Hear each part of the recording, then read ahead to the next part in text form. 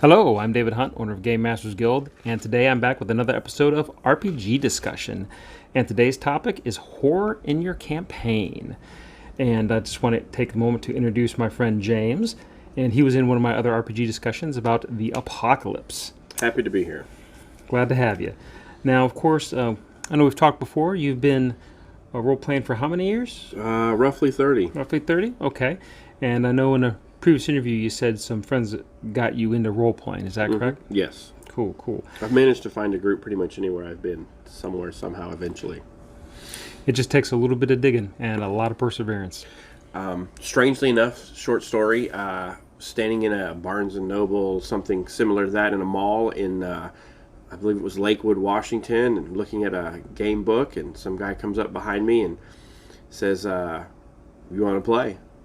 Oh, wow. And hands me his phone number, and then from him I met some other people in that group, and from that group I met the group I ended up being part of for a long time. So that's pretty cool. I don't think I've ever had quite that same experience. That's pretty neat. Just in a public place, just randomly like that. That's wild. His name wild. was Andrew, and he was extremely outgoing. So he was like, hey, I'm Andrew. I play that game you want to play. We're meeting this day, this time, this place. And that was it. History was made. Oh, that's cool. I like that, actually. I think some people just need to be a little more... It's hard to be outgoing sometimes, I got to admit. That's the opposite of my personality, yeah, honestly. It took me many years to be even remotely outgoing. But that does definitely help to recruit some players. Now, I know we're talking about horror in general in your campaign. Now, real quick, what is your favorite genre again? Remind us. Of horror in general? Oh, just in general, in your favorite favorite role-playing genre in general before we get into horror. Well, normally I don't know. I guess, honestly, I would think that sort of a low magic, gritty fantasy would be my preferred setting. Just because that seems to be what I always gravitate to, not for any particular reason I can necessarily express. Just seems to be where I end up most of the time. Okay.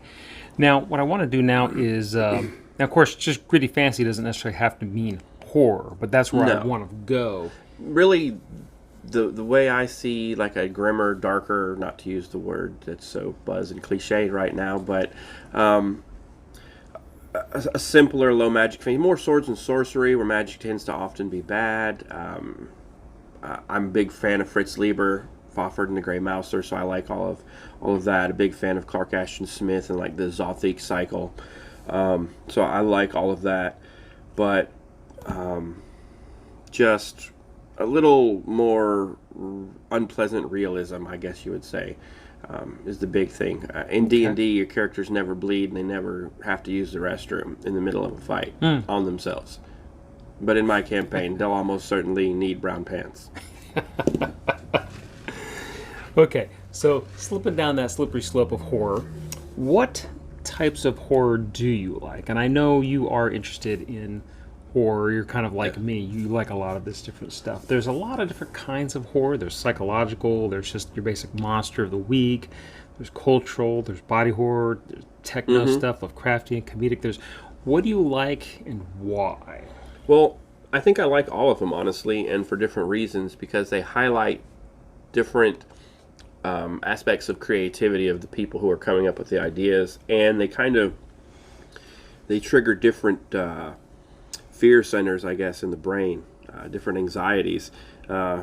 Monsters and body horror are great because this is really, because if you think about it, it's not a whole lot of difference between monster and body horror. It's usually some form of fairly anthropomorphic, semi-relatable creature with some body form it has arms and legs and a head, so it's not that different than you, but it is. So you've got this ability for people to be really creative, and body horror is great because that's so personal and we all share it directly, from the littlest thing to why is that mole growing there, to why am I growing an ear on my forehead, or why is my eyeball come out, down to, but honestly, I think the thing I find the most engrossing is your more haunted house type horror, where you have a bit of mystery to be solved. That gives the player something to do, in addition to just experiencing horror and just fighting and surviving, which are both good, but being able to solve a little bit of mystery, whether or not there is actually a solution, in quotes, to the problem or not, is another matter. But I love the subtle moving shadow, slow boil, the very slow build towards, holy crap, how did we get into this? Okay. Now, and now that doesn't necessarily have to mean there has to be something like a big monster at the end, though, really, does it? No, and sometimes you can make a more personal, intimate story with, like, why is this ghost following us? Mm-hmm. What happened? If we can figure out what the ghost wants and solve it, or placate it, or make things right sort of situation, those can be pretty fun, too, as opposed to just your standard stand and bash. And now, I think there of course, I definitely agree with you, and there's always a place for the like you said, the stand and bash, the hack and slash, but I am always looking for something to do something different and something refreshing, and I think that more intimate encounter, yes, that problem solving is very refreshing. If a player is going to take the time to come up with backstory for their character, or a realistic, believable personality, if the group size and time permits, I of course want to delve into that with them as much as possible. Okay. I think that gives you the tension, mm-hmm, and the conflict to do so. I feel like there are generally two ways to do horror in RPGs. And I guess it would be to either introduce it into an existing game, be it fantasy, science fiction, mm-hmm, modern day, mm-hmm, or run a game specifically designed for it. What do you think? What would if you were going to introduce horror? Would you just play a horror game, or would you take let's say you're playing, I don't know, like Heroes Unlimited, like a superhero game? Would you just introduce that horror into a session, or maybe just sprinkle it throughout the game, or are you just going to play a straight horror game? What's your kind of preference on that? Well, I don't want to inundate everybody with one really heavy theme that just goes on indefinitely, so I think I would probably sneak it in as a story or a side quest or even a subplot within basically any kind of campaign of any genre. I don't feel like you can, there's anywhere you can't slip some horror in. The trick is kind of, if it's not expected, I think it's more effective. Okay. And I think a best approach really is like a long, slow build. You hear some rumors about something happening in the next town over, or the next village over, depending on, or the next space station over. You hear rumors of a ghost ship, whether it be on the sea or out in deep space. And then you see consequences from that rumor. Something else happens. It's a little bit closer, and it kind of, throughout other non-necessarily horror-based sessions, this thing gets closer and closer to you until you're dealing with it. Okay. Do you think, so, and you said you didn't want to really inundate anybody with one particular heavy tone, so it sounds like you kind of want to just kind of like every now and then introduce it? I think even in playing like Call of Cthulhu, it doesn't have to all be creature of the session, creature of the week. There should be, some lighter sessions with something maybe a little silly or more personal going on. I think if you just constantly browbeat your characters with absolute insanity and horror, it loses its impact. I remember something about when we were talking about the apocalypse, which if you're listening to this, you should go check out my other apocalypse video. So it's a shameless plug where we talk some more about it. We were going to talk about Rifts, but it turns out we just talked in general. But there will be more Rifts videos. But anyways, I know you said the zombie apocalypse was like one of your favorites. Yes. And the thing about that was it wasn't necessarily that there were zombies all over the world. It's that who you were trapped with. It was still the living was the most scariest thing. It's psychological horror at its core, ultimately. Mm-hmm. And it's a thriller. Yes, exactly. It's not that I love zombies. It's any scenario where you're trapped. Like, one of my favorite movies is The Cube.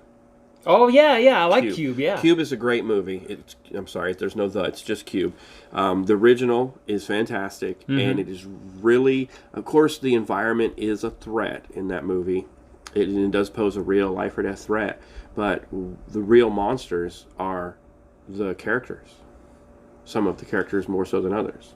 Yep, I definitely remember watching that, and I actually rented that VHS and Yes. took it home like on a Friday. You know, my folks like, oh, you rent whatever you want, and I just watched grabbed it whatever six movies. times over the weekend. Yeah, and it was super cool, and I do remember that. And it was neat because, first of all, saving filmmakers a ton of money because they're just using the same set or two, you know. A simple set. But for a B movie, it was really well done, I thought. Yes. And that is an excellent example. The concept has so much potential, even beyond what the movie was able to wring out of it. But I think they did a really good job of, you see a lot of movies, a lot of IPs where you're like, that's a great idea. It's a shame they didn't have a budget or a writer. Mm-hmm. And this is not one of those movies. Yeah. And there was a lot of problem solving, but there's a lot of personal It had a very drama. strong survival horror core essence to it. It didn't really feel, I don't think it felt forced. I thought it was really good. But anyways, I know we kind of went down a slight rabbit hole there, but my point was that we were talking about just solid horror. Yes. It's you're not always fighting these Cthulhian entities. You sometimes it's just these other people you're dealing with on a daily basis. And that kind of, what do I want to say, it kind of counterbalances these dark entities that sometimes you can never manage to actually truly defeat, and usually you're working around like the cultists and the minions and all these corrupt officials and stuff, especially like 1920s Cthulhu horror. Your cultist is always going to be ultimately just an ordinary dude down the street who is Yep. growing a tentacle. All right, let's see. So now you already answered this question, because I was going to ask, when putting horror into your campaign, how do you do it? But you already said kind of it sounds like you already like to do the slow build, create tension over time, and I think that if you can pull that off, I think that's great. Now I'm not saying that you shouldn't have some unholy horror burst out of someone out of the blue. I mean, that's got its impact as well. Mm-hmm. But I think the biggest thing for me is kind of trying to balance different genres, something for everybody. Like I say, you're trying to entertain the whole group. Mm-hmm. Somebody likes this type of horror, somebody doesn't, so you don't overwhelm them with it necessarily. So now that's where I come up to, and you just mentioned it, cross-genre. So horror doesn't necessarily have to be its own genre. It can easily cross over with other genres. Mm-hmm. And I'm gonna pull out some genres just out of my head, and I just want you to tell me how well you think it mixes. I mean, you can put it on a scale of 1 to 10, or you can just say yes or no. So the first thing, we won't even worry about horror standalone because it's its own creature. So let's say horror and fantasy. What do you think? How well does that mix? I do think because of the commonality of weird monsters and creatures, you do have sort of a diminished impact because they expect weird stuff already. Mm-hmm. But going back to my core, if that horror is coming from seemingly ordinary people, I mean, what's weirder, more disturbing, more terrifying than like a serial killer? Mm. Just an ordinary person who's going around and killing people, doing so effectively and not leaving a lot of clues, especially in an environment where you don't have science. You have to rely on basically magic a lot of times. So if you dial that magic back and make it hard to investigate, Yeah, what is interesting about fantasy, like especially when you talk about magic, there's a lot of spells for detecting various types of monsters and levels of evil and stuff like that. But a lot of that really kind of lends itself more still to investigating monsters themselves versus just regular people. So a regular person, a serial killer, could easily... A lot harder to detect. A lot harder to detect, absolutely. Yes. Okay, what about, I'm going to go off the wall, what about the steampunk genre? Well, I don't have a lot of personal experience in steampunk, though I do think it's awesome. Very cool. Great aesthetic. Absolutely love it. I think though, for authenticity, flavor, and just being true to the genre, you really want to go with like your Victorian horror, in my opinion. I would go with like classic stuff, Dr. Jekyll and Mr. Hyde, maybe a classic Dracula style vampire, Mary Celeste, something just that sort of, even maybe something you can pluck out of Sherlock Holmes and twist it, make it a more supernatural. Okay. Or even not. I mean, honestly, there's a lot of cool stuff in there. Okay. What about, let's say, the superhero genre? What about that? That's really hard. Because anything goes in superheroes. As anybody who watches The Boys out there knows, anything goes in superheroes. I don't know. I guess having a Nazi superhero was pretty horrifying there. Yeah, that was something else. I remember watching that, and I did not see that coming. Yeah, that was an interesting gut punch. Well done there. A superhero, it's a lot harder. I don't know, because you've got demons as good guys in classic superhero movies, or at least as anti-heroes in classic superhero in comics, and now is Venom. You got Venom as a not quite. Of course, he's an alien, but he's more or less a good guy in the Tom Hardy movies, which great movies, entertaining, love Tom, but not really the initial original impact intended for the character. Probably better, actually. Okay. But superhero, I don't know. That's really hard to do. You've got like, was it Etrigan? Yes. So your demons aren't necessarily bad guys. Your monsters. Hellboy. I mean, that's always a good example. Exactly. Like, it's an interesting twist on classic horror. Okay, and then I'm going to save this last genre for just a second, because I want to mention that I think with some of these genres, especially like something like superheroes, it probably kind of depends on what kind of heroes the characters are. Absolutely. And you've got this huge scope of scale from Batman to Superman, from Daredevil to Spider-Man. You've got these huge gaps in ability and power. And I kind of feel like that is not just their powers, but just, well, I guess, their powers, and then just their other skills and assets that kind of, to me, from a storytelling standpoint, kind of dictates what you'll present in that story. Yes. Yeah. A clue that might work for one type of character may not work for another. A challenge for one character may be nothing more than a speed bump for a more powerful character, obviously. And then that can be the difficulty in running for a big mixed group of characters, because you have such a swath of different abilities and powers that it could be really different to do something more subtle when someone can get around subtle.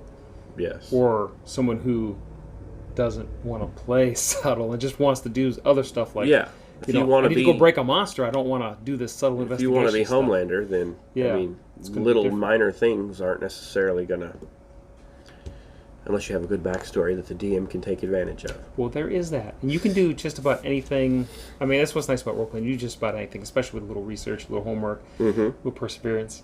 I guess I got another genre. I'm going to keep pushing this other one back a little bit. Okay. So what about, I guess, more contemporary, more modern? And what do you think about that? Well, I still think the classic haunted house ghost story type thing is really great. There's so many good modern things out there, and usually I like the way old. How do I phrase it? Taking the modern, ordinary, contemporary group of characters and mixing in something really, really old that might be considered cosmic horror, but might not be, just like The Ritual, for example, bringing in another movie where ordinary people with no powers of any kind, particularly, just encounter something old and horrible and ancient, and you've got your cult, you've got your cosmic horror level monster. I think mixing in history and old and ancient into modern kind of becomes horror. Because it's so unfamiliar, even if it's disproportionately powerful compared to an ordinary person. Like Pay the Witch, for example, with Nicolas Cage. Not a great movie, but still an entertaining movie, and it's the curse of a witch who was executed. 200 years ago, coming back and affecting his character and his character's child in the movie. It doesn't necessarily have to. I take it. I have not seen that, but I take it wasn't like world ending or anything like that. It was just. No, it's very personal, very and he has to. Unlike a lot of, I think the story lends itself to role playing a lot more because he actively takes a role in going and facing the threat and resolving the situation in that without spoiling too much of it. And some more things that come to mind, just movies in general, since you brought that up. Think of just stuff like Poltergeist, Exorcist, Amityville Horror. Those are all very modern. Very modern. And you've always got this thing that came before that has set the stage for this event or series of events. And here we are, like the Poltergeist. Here's another cult to deal with, and the aftermath of the mass suicide. All right. So now, how do you feel about horror and science fiction? Well, I think that's a classic genre at this point. I mean, we've got Event Horizon, we've got Alien. What else do you need to really cement some amazing IPs out there? If you haven't played with a xenomorph in some campaign or some game somewhere, you're missing out. Throw one in just for fun. They visited the Earth just like the Predators did. If you're on a planet, they might be there somewhere. I think one of the coolest things about science fiction is that you get to emphasize the isolation and the fact that you can call for help, but someone's not coming anytime soon. Yes. If you can even call for help. Oh, yeah. Your spaceship is a cabin in the woods. Absolutely. So whether you're, regardless of what you're surrounded by, what the situation is, I think it's cool because one of my favorite, and I don't know if it officially qualifies as sci-fi horror, but Pandorum was probably one of my favorite Oh, that was movies. actually good. No, I would consider that, yeah, absolutely. The tension, the claustrophobia, the darkness, especially the first act of the movie, is absolutely fantastic without any actual monsters or creatures. Yes. The environment is the threat at first, and for most of the movie to some degree. And I found, because I had no idea watching the movie, and some people can call that stuff. I was just totally absorbed, had no idea. I was stunned. The end had me. The end had me too. And if you haven't seen it, you need to go watch Pandorum. But the end really had me. And I watch it, once every 4 or 5 years. But every time I watch it, it really hits me. And it was Great really cast as inventive. well. Yes. Everybody was good in that. Quaid and Foster. I mean, there's some really good talent in that movie. It was so good. I mean, the cinematography, the lighting, it's so claustrophobic and intense. And I don't consider myself claustrophobic, but that movie makes you. It's got a pucker factor for sure. So, speaking of claustrophobia, The Descent. Oh, excellent! Yes, I didn't have high hopes, but I was impressed. Yeah, that was when that whole wave of British horror was coming, like was it Dog Soldiers and stuff like that. But I tell you, the first half of that movie, before you even get to the monster part of it, it felt like its own movie. I mean, I was watching, I was like, and I'm not generally claustrophobic and stuff, but still, it's easy when they're spelunking and they're crawling through all these spaces. It's easy to put yourself into their shoes, and feel kind of taking breaths with them and stuff, and wondering if they're going to get out. And then you get the monster movie, and I'm like, Jesus, man, I got 2 for 1. Yeah, anybody who ever seen a Mr. Ballin video on TikTok or YouTube knows about enclosed spaces, and if a video starts with diving, someone's going to die. The Nutty Putty Caves and stuff like that. Yeah, all that stuff, all that real stuff is very spooky. There's actually a really good movie, not horror at all. It was about the soccer team in Thailand that got trapped in a cave, and the divers that volunteered that came in and rescued these kids. There's some pretty tense moments in there. I mean, when it comes to diving in caves, you can't get any more dangerous. You go out in space and have a safer time. Yeah, I mean, experienced divers die all the time doing that stuff. Yes. And all it takes is but a second, a panic, and get turned around, and then that's it. Yes. And that right there, sometimes the spookiest stuff is the most real stuff. Yeah, I think the best horror is the most intimate, the most personal. Even to the degree where there's a very thin line, I think, between like psychological thriller and horror, because I think you're invoking the same feelings, just using slightly different techniques. Is your monster supernatural or alien, or is your monster the quiet guy that lives down the hall that's eating your neighbors? Because the devil told him to. If you ever need scary inspiration for scary ordinary human people, look up Son of Sam, Boston Strangler, the Zodiac. These are some creepy things. John Wayne Gacy and Al Bundy. Yes, Ted Bundy. Yeah, no, that's definitely all some very dark stuff right there.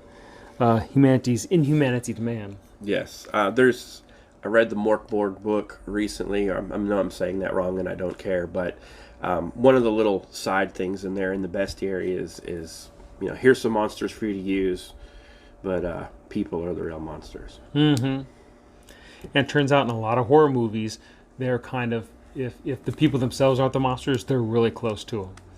Yes. I can't count how many horror movies I've seen where it seems like the very people that are trying to survive are almost worse to each other than the monsters are. Yes. At least the monsters. That's never. Monsters don't usually try to deceive you in any way or try to work it. They're just there to murder and kill you. Whereas a slasher's pretty straightforward. The slasher's motivation. But if you've seen the Tom Cruise War of the Worlds, or if you've read H.G. Wells, you know what character I'm talking about. That's, is that Tim Robbins? I believe that's the Tim Robbins character in the basement, gonna live like rats and wait till it's over and repopulate the earth. And yeah, that was kind of spooky. No matter, and you got to think how old that book is. That book was written before World War One. Because I remember hearing the audio version of that, where it had all the cool music and everything, and it was pretty neat.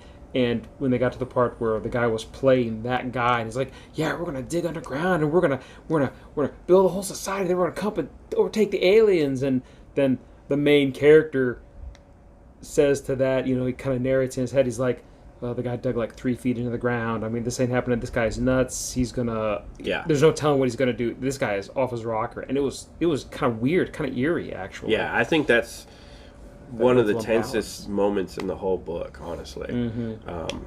It's worse than the aliens, because you can put yourself in that spot. Yeah, it's a war. You can kind of, like anything war related, I think, at least in fiction, you can kind of detach yourself and go, this is war. They're trying to kill us. We're trying to kill them.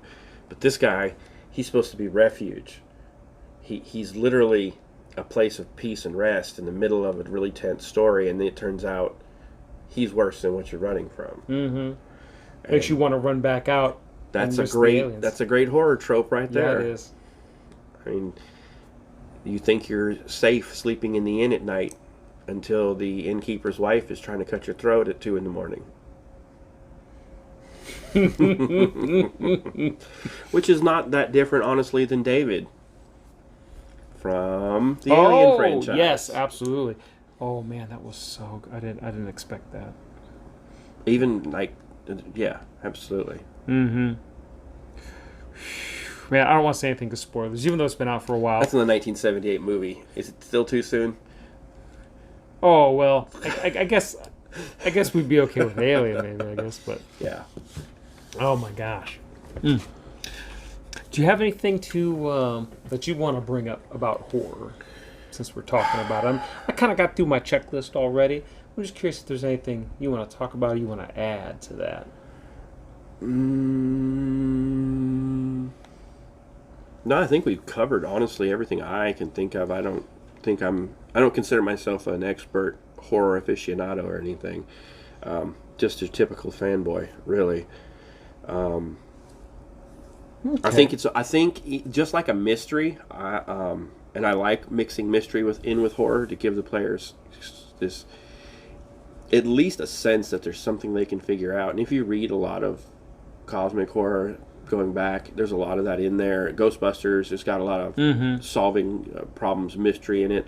The Whisperer in the Dark, he's slowly kind of starting to figure out what's going on, and kind of mystery revealed at the ending there. Which is the most horrible part of the whole thing, is what's really going on. No, I think just mixing in a little a little mystery, a little personal touch, making it kind of intimate and having something to do other than just witness it. I've been in games where it's usually a published adventure because I don't know any DMs that write this way personally, but where you're meant to witness a lot of horrible stuff, and you're really adventure is written. There's not a lot you can do to impact these events because they need to happen to set up a story. But I personally, as a player, find that really frustrating that there's nothing I can do to impact the story. It's just the backdrop and yeah. And I was gonna say, I didn't think you were even gonna say that, so that kind of throws me a little bit. But I just didn't expect it. But yeah, because whenever I do run a game, I do find that players they want to affect things, especially things that That's have the a bad point, outcome. right? But that is the point, though. Absolutely. There's so many times where unable to affect the world around us in real life that it's very cathartic to be able to have an impact on the world. Even if it isn't just a game of make-believe, it does make a difference, surprisingly. And what's the difference between real world, a dream, and the game of make-believe we play, other than how you interact with it exactly? If you play a horror game and you feel some degree of anxiety about that, if you're really excited and full of adrenaline afterwards, like, hey, that was great, I really loved that, man, I was scared what was going to happen. That is a real life experience that you've had. It is. And it's an experience you can have and still be safe at the end of the day. Exactly. And I do like that a lot. And I do like when my players do want to kind of break that mold and go and not that mold, but break the mold and want to affect things that are seemingly unaffectable. And I think that's kind of cool because that means you've engaged them and they definitely want to, on a large level from a role-playing standpoint, you've engaged them. That's all you can really hope for is to entertain and engage and get them to want to say, next session we're going to do this. And I can say, well, there's really nothing you can do but I've said that so many times to other players, and players are like, I think we got a plan. We'll come back next session. We got an idea. Okay. But then in that meantime, I'm like, I'm going to run with that because they're going to have more fun with that than anything I got. And if they're engaged with an idea, unless there's no way for me to handle it, but usually I can think of a way to handle it. You can come up with something. I can run with it because, I always try to run with an idea a player has, if possible, without letting them necessarily dictate the game. But if the general idea is something that they've kind of latched onto, man, throw away the rest of your notes and just focus on that for a while. And I've had a couple moments like that too, where you realize you've really succeeded in getting everybody involved and getting everybody interested in what's going on. The easiest example I can give you is everybody was in prison basically by drow in a pit. And they were being pulled out periodically to do slave labor for the drow encampment in this particular section of the Underdark. And one time, they lowered down one more bowl of food than there were prisoners. And my players spent 30 minutes figuring out what the significance of the extra bowl of food was. Arguing and talking and discussing why is there somebody here we can't see? What does it mean? Is one of them poisoned? Is someone supposed to get it? They spent 30 minutes just going over this little minor mistake, basically, that I had made. There's one extra bowl of food. Oh, it was legitimately a mistake you made. I don't recall if it was a genuine mistake, but it had no significance. I do recall that. There was no real significance to it. But it would have been a waste to tell them that since they had picked up on it and were so interested in it and its possible significance. Another example would be we had a session where I basically didn't have to be there. We had so much going on, both on the large scale that involved all the players as well as the individual players, that they started having conversation about how they could both help each other and deal with the larger situation on hand. And we spent the entire session, 4 hours, in that conversation. I didn't have to do anything other than mediate a few minor points. And isn't that interesting? Everybody was still engaged, but spent the entire time talking about that. Those are some really interesting sessions, and sometimes they happen, I've noticed, when you least expect it. Always. For me, I have not been able to plan that level of engagement on everyone's part all at the same time. It usually happens. For me, it happens spontaneously. Yeah. It's just I keep trying to give everybody as much as I can for their enjoyment to where they and enough plots.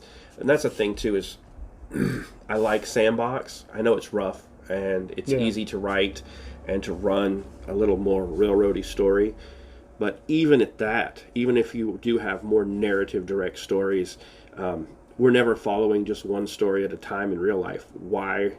I know that's how novels and movies and TVs are written, but in a role-playing game, I like to give them multiple story threads so they can go where they want and at the very least not feel like they're railroaded into one particular story. And we can go back to a thread if it's left on the wayside, or we can ignore it completely. Because not every session has to be about the main story. And it is nice to break away. And with horror, building up the tension, that's almost perfect for horror because you can present these mysteries. And then you can always find a way, given enough time, to tie it all together. And I think no matter how the game goes, it doesn't matter if it's horror, science fiction, whatever it is you're doing, it doesn't matter how good or bad your game is. It's especially if you're having problems in the game. Usually, if you have a session, you've got the players have left you something to work with. So even if it's kind of going south, or you don't know how things hook up, you can kind of figure out a way. And the next session doesn't have to be solved, but at least you can think, well, maybe if I give them this little clue, I can lead them to the next spot.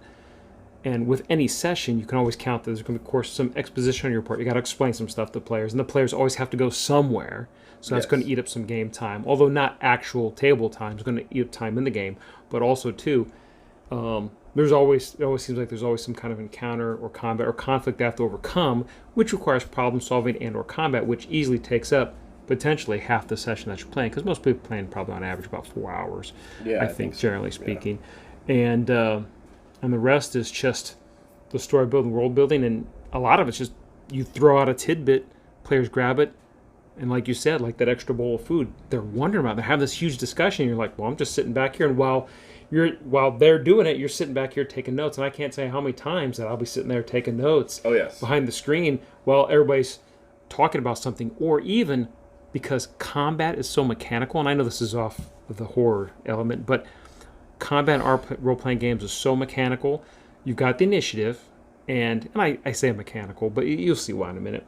But someone goes, then another player goes, then another player goes, and behind the screen, when people were telling me, usually they're rolling damage and stuff like that, I'm just making sure everybody's on track with the rules through combat, make sure nothing gets wonky.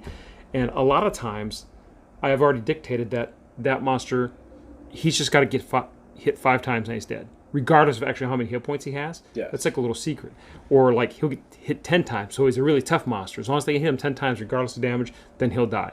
But I'm doing that, and I don't always do that, but I do that enough times to where it buys me time. If I'm having trouble, and I think it also, and I'm actually making notes with narrative in mind for the combat. Yes, so that you've got the tension, you've got the build, you've got the resolution. How many times have I given a monster a few extra hit points because he was too easy and I didn't want the combat to be disappointing? Yes. Oh, I've done that plenty. And it's just to make sure, from that standpoint, just to make sure the players all feel like they're engaged and had a good time. And also sometimes, again, just to buy myself time to make notes. And players, always listen to your players. The littlest things they say, I love, and I learned this early on, and it's worked pretty good for me over the years. I get tired of coming up with a tavern, an inn, a space station, whatever, a gas station, wherever the players go. Hey, player B, what does this hospital you go visit look like? What's it called? Where is the ER out on the front street? How many is it tall? What's across? Get the players into world building. When they want something to be there, I'm a fan of my players. So if they need something nearby, if there's any chance that that's possible, we add that into the world. Tell me, I don't have to do all the world description and world building myself, and the players can get involved in that world and get invested in that setting, in that world.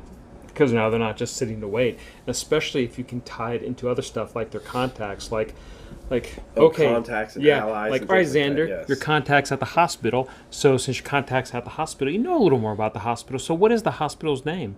It's this and that. Okay, is it a big hospital, small hospital? Because it's your contact, so you're familiar. So you kind of put him on the spot. Now he gets to dictate a little bit, and you jot a little few notes, and now he's got that little more interaction. And Oh, you have a contact who's a nurse at the ER. Well, what shift does she work? Is she there Yeah. right now, or is she off right now? and then you hold him to those details later, which Yes. is cool. Copious notes. Yes, absolutely. yes. And that's pretty cool. Although I've had plenty of sessions where I've had to look at everybody and say, "What did we do last week? Does does anybody know?" That does, Because I can't especially think of with anything. big gaps between sessions. Oh God, Absolutely. I hate that. Yeah. Well, that's cool. Too much adulting in between. Oh, way too much adulting. That's all I want to do is play. Well, this has been a really long episode, but I like it, and I super appreciate you coming out and My pleasure. having this RPG discussion. And I hope everybody at home enjoyed it. And of course, I'm gonna try to make these. These are a little easier for me to make, so I can get some more content out there for all y'all. And us, James, again, I want to thank you very much again for coming out. And Anytime. It's my pleasure. excellent, excellent.